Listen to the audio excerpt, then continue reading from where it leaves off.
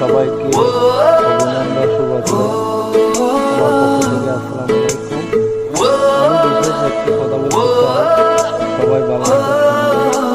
আমি আসলে ইদানিং আমি টিকটক খুবই ভালোবাসা কম পাওয়া যায়। কেন আমার কি কোনো ভুল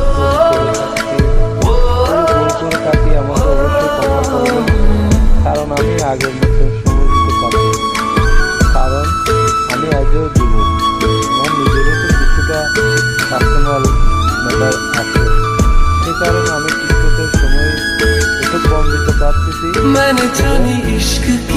চেষ্টা করি আমি बस तेरी आहटे मिली मैंने चाहा चाहूं तुझे पर मेरी देख ना चली इश्क में निगाह को मिलती है